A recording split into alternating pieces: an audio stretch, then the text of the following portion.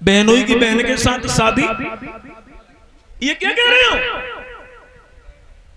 ससुराल कहने लगा भाभी पागल हो गई है, इस तरह से अगर रिश्ते देखे जाएं तो शादियां होना बंद हो जाएगी।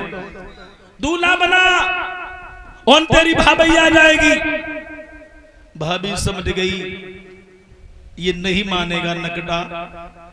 और भाइयों, जो कामी इंसान होता है ना, उसे मरना जीना नहीं दिखाई देता।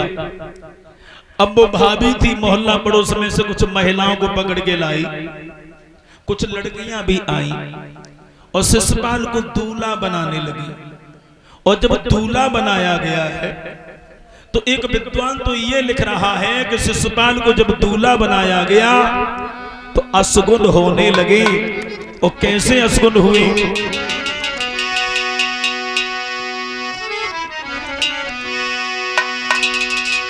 के जन धरो आशीष पे मोहर छीक भई भारी।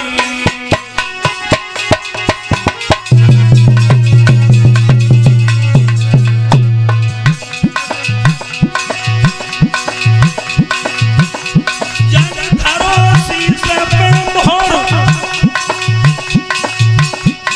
छीक भई भारी।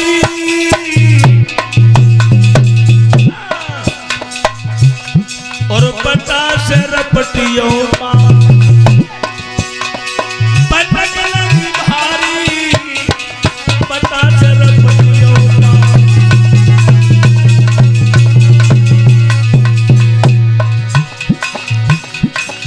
अशगुन हुए। सर पर मोहर रखा तो एक लड़की ने छींक दिया। भाभी बोली आहा, देवर जी अशगुन हो रहा है। और जैसे पटा पे पैर रखो सो मोंगे बर गिरे सो दूर जाती। सब लड़की हंसन लगी, लो बनियो वरना बनियो वरना। और एक लड़की को जब हंसते हुए देखा तो शिशुपाल भड़क गया। ए लड़की, क्यों हंसी? अरे मैं पूछ रहा हूं क्यों हंसी? अरे बहादुर लोग तो गिरते हैं उठते हैं, इसमें हंसने की क्या बात है? दूल्हा बना। लेकिन एक अशगुन बहुत बुरा हुआ। कौन सा?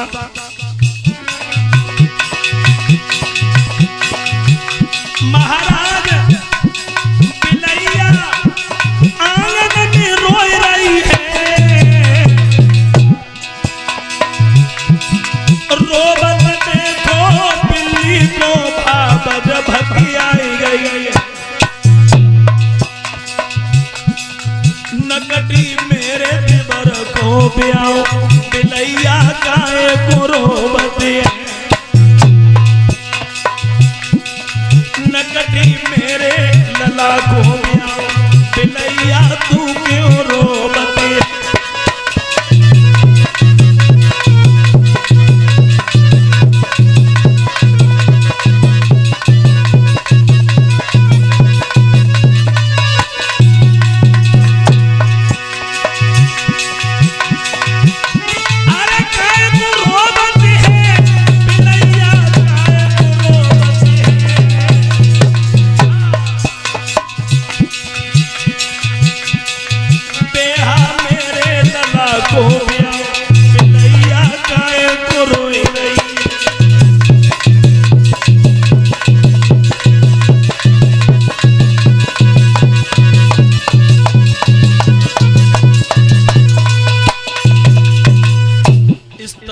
भाभी समझाती है देवर जी अशगुन हो रहे हैं, मान जाओ।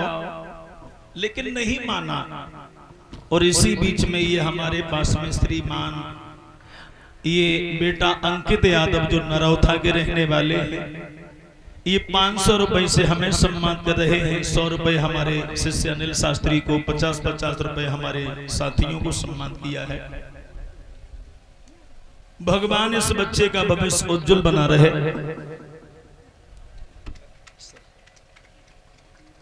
और इसी बीच में ये हमारे भैया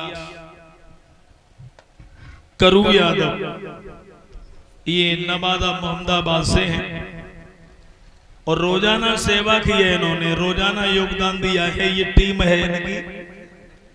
तो ये करूबी यादव जो नवादा मोहम्मदाबाद से हैं, ये 500 रुपए से हमें, 100 रुपए हमारे अनिल शास्त्री को, 50-50 रुपए साथियों को भेंट कर रहे हैं। भगवान ऐसे भक्तों को कन्हैया सदैव आगे के लिए बढ़ाता रहे, धर्म के प्रति समाज में इनका सम्मान बढ़ता रहे और ये अपने माता पिता का नाम रोशन करते रहे, यही हमारी इच्छा आकांक्षा है। बोल वृंदावन बिहारी लाल की। भाभी समझाती है कि देखो देवर मान जाओ, देवर जी तुम्हें मालूम